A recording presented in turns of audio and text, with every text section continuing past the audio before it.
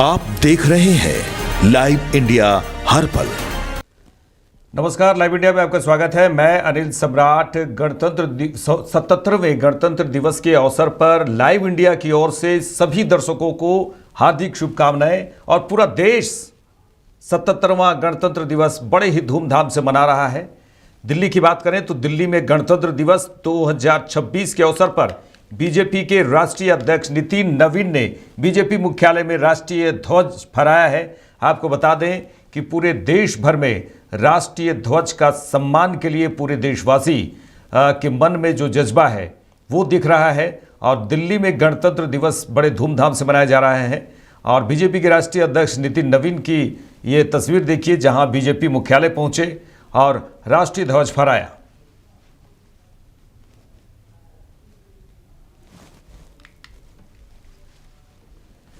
चलिए आपको हम तस्वीर दिखाएंगे उत्तर प्रदेश के लखनऊ की, जहां गणतंत्र दिवस 2026 के अवसर पर यूपी के सीएम योगी आदित्यनाथ ने अपने आवास पर राष्ट्रीय ध्वज फहराया। गणतंत्र दिवस 2026 के अवसर पर यूपी के सीएम योगी आदित्यनाथ ने कहा कि देश के 77वें गणतंत्र दिवस के अवसर पर मैं सभी लोगों को बधाई देता हूं, शुभकामनाएं देता हूं। आज के दिन 1950 में भारत का संविधान लागू हुआ था।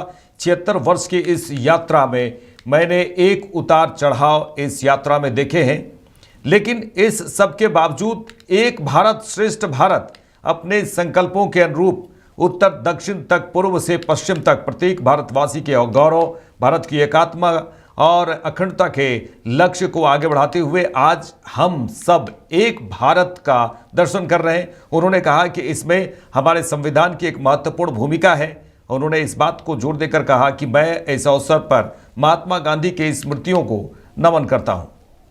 देश के 77वें गणतंत्र दिवस के अवसर पर मैं उत्तर प्रदेश के सभी नागरिकों को हृदय से बधाई देता हूं।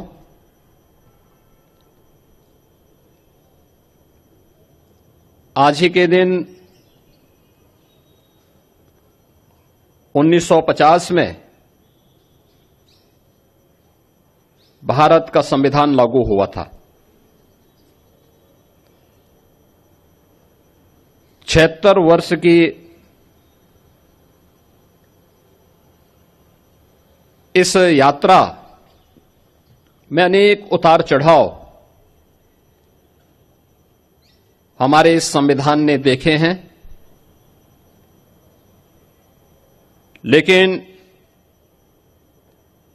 इस सब के बावजूद एक भारत श्रेष्ठ भारत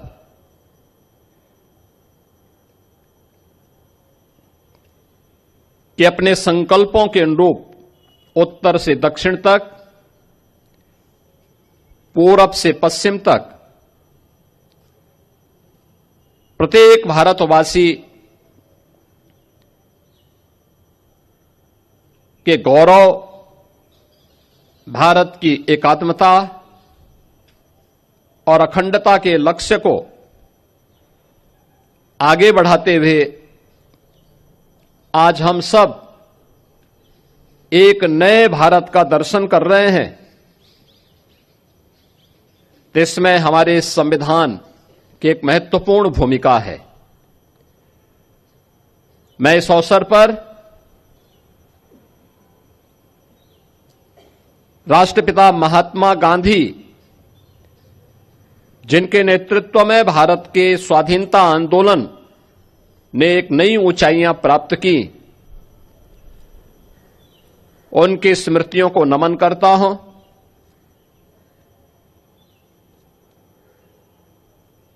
भारत के संविधान के सभा के अध्यक्ष,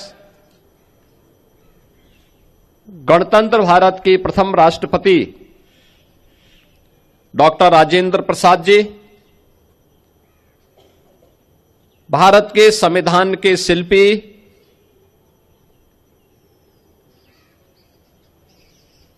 बाबा साहब डॉक्टर भीमराव अंबेडकर, वर्तमान भारत के शिल्पकार लौह पुरुष सरदार वल्लभ भाई पटेल, क्रांतिकारियों के सिरमौर नेताजी सुभाष चंद्र बोस समेत भारत माता के उन महान सपूतों को जिन्होंने देश की आजादी के लिए अपना सर्वस्व न्यौछावर किया, इस आंदोलन में बढ़ चढ़ करके भाग लेकर के देश की आजादी को सुनिश्चित किया और स्वतंत्र भारत में देश की सुरक्षा के लिए, आंतरिक और बाह्य सुरक्षा के लिए अपने आप को बलिदान किया है। ऐसे भारत माता के सभी ज्ञात अज्ञात सपूतों के प्रति विनम्र श्रद्धांजलि अर्पित करते हुए उनकी स्मृतियों को मैं नमन करता। आगे बढ़ेंगे। दिल्ली के उपराज्यपाल विनय कुमार सक्सेना ने रिपब्लिक डे सेलिब्रेशन 2026 पर कहा कि 77वें गणतंत्र दिवस के अवसर पर मैं देशवासियों को शुभकामनाएं देता हूं। ये दिन मां भारती के लाखों वीर सपूतों के प्रति अपनी कृतज्ञता व्यक्त करने का अवसर है, जिन्होंने राष्ट्र रक्षा, निर्माण, उसकी प्रगति और गौरव के लिए अपना सर्वस्व समर्पित कर दिया। उनके त्याग और बलिदान के कारण ही आज भारत एक सशक्त और आत्मनिर्भर राष्ट्र के स्वरूप में खड़ा है। उनका साहस और समर्पण हमें सदैव देश की सेवा के लिए प्रेरित करता रहेगा। इसके साथ ही उन्होंने कहा कि मैं सभी संविधान निर्माताओं, विशेष रूप से संविधान सभा के अध्यक्ष डॉक्टर राजेंद्र प्रसाद, प्रारूप समिति के अध्यक्ष डॉक्टर भीमराव अंबेडकर और 3 महत्वपूर्ण समितियों के अध्यक्ष सरदार पटेल के प्रति भी अपनी कृतज्ञता व्यक्त करता हूं। मेरे प्यारे भाई और बहनों, 77वें गणतंत्र दिवस के इस पावन अवसर पर मैं दिल्ली वासियों और समस्त देशवासियों को हार्दिक शुभकामनाएं देता हूं। ये दिन मां भारती के उन लाखों जाने अनजाने वीर सपूतों के प्रति अपनी कृतज्ञता व्यक्त करने का अवसर है, जिन्होंने राष्ट्र की रक्षा, निर्माण, उसकी प्रगति एवं गौरव के लिए अपना सर्वस्व समर्पित किया। उनके त्याग और बलिदान के कारण ही आज भारत एक सशक्त और आत्मनिर्भर राष्ट्र के रूप में खड़ा है। उनका साहस और समर्पण हमें सदैव देश की सेवा के लिए प्रेरित करता रहेगा। इसके साथ ही मैं सभी संविधान निर्माताओं, विशेष रूप से संविधान सभा के अध्यक्ष डॉक्टर राजेंद्र प्रसाद, प्रारूप समिति के अध्यक्ष डॉक्टर भीमराव अंबेडकर और संविधान निर्माण के 3 महत्वपूर्ण समितियों के अध्यक्ष सरदार पटेल के प्रति भी अपनी कृतज्ञता व्यक्त करता हूं। 26 जनवरी 1950 को लागू हमारा संविधान विश्व का सबसे विस्तृत लिखित संविधान है। हमारे संविधान की प्रस्तावना हम भारत के लोग से शुरू होती है। इसमें न्याय, समानता और अनेकता में एकता का भाव निहित है।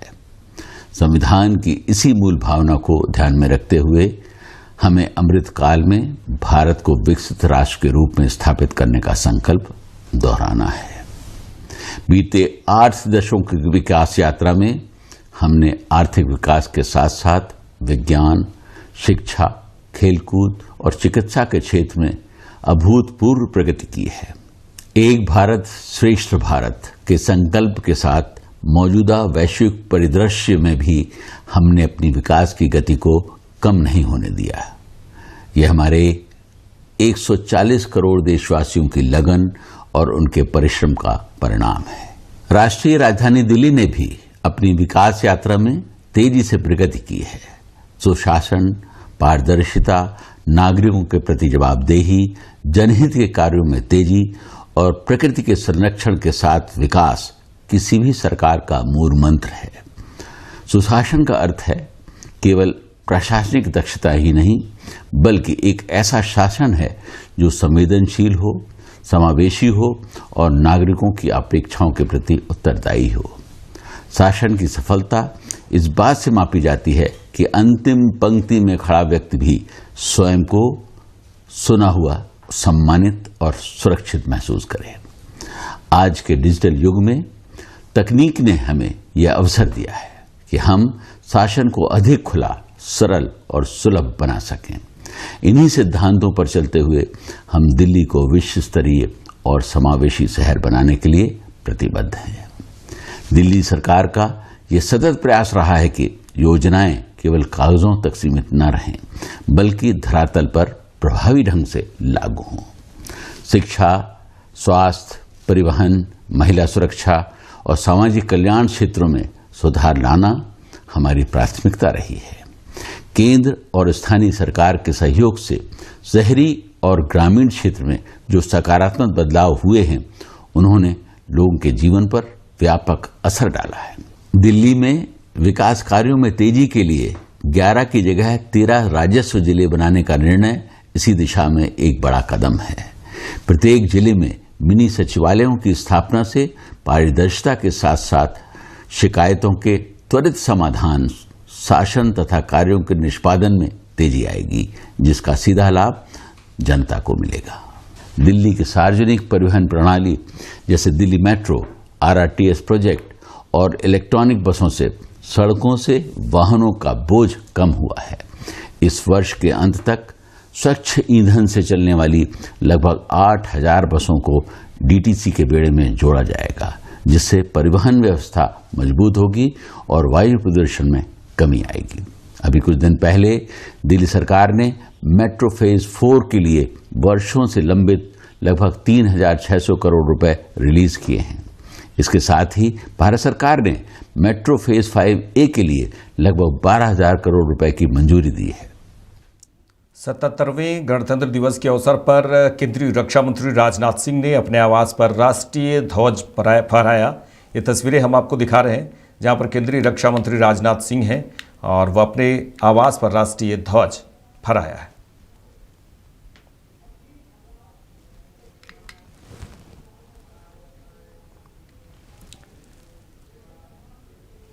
चलिए आगे बढ़ेंगे। उत्तराखंड के मुख्यमंत्री पुष्कर सिंह धामी ने 77वें गणतंत्र दिवस के अवसर पर राष्ट्रीय ध्वज फहराया। उत्तराखंड के मुख्यमंत्री पुष्कर सिंह धामी ने कहा कि गणतंत्र दिवस के अवसर पर मैं सभी प्रदेश और देशवासियों को बधाई देता हूं। इस अवसर पर मैं देश के बलिदानियों, स्वतंत्रता संग्राम के सेनानियों और वीर सैनिकों को श्रद्धांजलि अर्पित करता हूं। प्रधानमंत्री ने कहा था कि 21वीं सदी का तीसरा दशक उत्तराखंड का होगा, इसको हम धरातल पर उतारेंगे। मैं गणतंत्र दिवस के अवसर पर सभी प्रदेशवासियों को, सभी को गणतंत्र दिवस की शुभकामनाएं देता हूं, बधाई देता हूं। और इस अवसर पर ये हमारा देश का उत्सव है। इस अवसर पर मैं देश के बलिदानियों को, स्वतंत्रता संग्राम सेनानियों को, देश के हमारे वीर बलिदानी सैनिकों को अपनी भावभीनी श्रद्धांजलि भी अर्पित करता हूं, उनका स्मरण करता हूं, जिनके कारण से हमारा गणतंत्र और मजबूत हुआ है। और इस अवसर पर हम सभी यह भी संकल्प लेते हैं कि हमारे प्रधानमंत्री आदरणीय श्री नरेंद्र मोदी जी के नेतृत्व में जो विकसित भारत का और आत्मनिर्भर भारत का संकल्प लिया गया है, उस संकल्प को पूर्ति के लिए हम सभी अपना योगदान देंगे, अपने समर्पण से काम करेंगे, परिश्रम से काम करेंगे, मेहनत से और ईमानदारी से काम करके विकसित भारत के संकल्प को पूरा करने में अपना योगदान देंगे। और उत्तराखंड के अंदर हमारे प्रधानमंत्री जी ने बाबा केदार के धाम से कहा था कि 21वीं सदी का ये तीसरा दशक उत्तराखंड का होगा। उसको बनाने के लिए हम लोग पूरे संकल्प के साथ आगे बढ़ेंगे, उसको धरातल पर उतारेंगे। मैं इस अवसर पर सभी को अपनी शुभकामनाएं देता हूं। सर, सम्मान नारी सप्ताह को कल पूरा 1 साल हो रहा है। इसके साथ ही आपने पिछले साल लगातार डेमोक्रेसी को बदलने के लिए लगातार प्रयास किए हैं। अब अगले इस साल किस तरह का लक्ष्य रहेगा अगर बात की जाए तो? देखिए, जब समान नागरिक संहिता का 1 साल पूरा हो रहा है, मैं सबसे पहले सभी अपने प्रदेशवासियों को बहुत बधाई देता हूं कि उन्होंने हमारे प्रधानमंत्री श्री नरेंद्र मोदी जी के नेतृत्व में हमारे संकल्प को पूरा करने के लिए हमको अपना आशीर्वाद दिया था। और उत्तराखंड के अंदर पहली बार एक मिथक तोड़ा था, एक नई परिपाटी बनाई, एक नया इतिहास बनाया। ये लगातार सरकार में आकर सेवा करने का हमें अवसर प्रदान किया और हमने अपने वचन को निभाया। 1 साल पहले 27 जनवरी 2025 को राज्य के अंदर हमारा सभी के लिए एक समान कानून, समान नागरिक संहिता का कानून लागू हो गया। तमाम भ्रांतियां, तमाम प्रकार की अफवाहें, तमाम संदेह लोगों के बीच में पैदा करने का प्रयास उस समय हुआ था, लेकिन 1 साल लागू होने के बाद सभी संदेह, सभी भ्रम दूर हुए हैं। ये चाहे वो महिला शक्ति के सशक्तिकरण का हो, उनकी सुरक्षा का हो, या हर एक को सुरक्षा देने का हो, उनके भविष्य का निर्धारण करना हो, बच्चों के लिए हो, सब प्रकार से समान नागरिक संहिता आज जन जन की संहिता बनती जा रही है। उत्तराखंड से निकली हुई ये संहिता, ये गंगोत्री आने वाले समय में पूरे देश को, अन्य राज्यों को भी लाभ देगी। मैं गणतंत्र दिवस के अवसर पर सभी प्रदेशवासियों को, सभी को गणतंत्र दिवस की शुभकामनाएं देता हूं, बधाई देता हूं। और इस अवसर पर ये हमारा देश का आईएएफ ग्रुप कैप्टन और भारतीय अंतरिक्ष यात्री शुभांशु शुक्ला को भारत का शांति काल का वीरता पदक अशोक चक्र दिए जाने पर उनकी बहन शुचि मिश्रा ने कहा कि बहुत गौरव की बात है, बहुत बड़ी बात है। उन्होंने मेहनत की है और उनको पहचान मिल रही है, हमारे लिए गर्व की बात है। बहुत गौरव की बात है, बहुत बड़ी बात है। उन्होंने इतनी मेहनत करी है और उनको रिकग्निशन मिल रहा है। हमारे सबके लिए बहुत प्राउड मोमेंट है एक्चुअली राइट नाउ। जिस तरीके से एकाएक उन्होंने भारत का नाम रोशन किया, पहले अंतरिक्ष में गए, 15 दिन वहां पर रहे, उसके बाद वहां पर तिरंगा लहराया, अब उसके बाद जिस तरीके से लगातार भारत का नाम रोशन होता है, वो एकाएक उसी चीज को लेकर के सम्मानित किया जाना है, तो परिवार के लिए किस तरीके का गौरव है? जी, बहुत बड़े गौरव की बात है, क्योंकि इतनी बड़ी पॉपुलेशन में वो अकेले हैं जिन्होंने हमारे भारत के नाम को इतना ऊंचाई पर ले गए हैं। अंतरिक्ष में गए और उन्होंने वहां पे भारत का झंडा लहराया और हिंदी में पहली बार उन्होंने एक इंटरव्यू दिया और उन्होंने प्रधानमंत्री से बात करी। वो बहुत बहुत बहुत प्राउड मोमेंट था और मैं तो यही विश करूंगी कि वो आगे ही और ऐसे ही बढ़ते रहे और हमारे देश का नाम ऊंचा करते रहे। अब जिस तरीके से, क्या आपने कभी सोचा था कि हमारा भाई जो है एकाएक इस मुकाम तक पहुंचेगा, इस तरीके से एक अलग चीज देखने को मिलेगी लोगों के बीच में?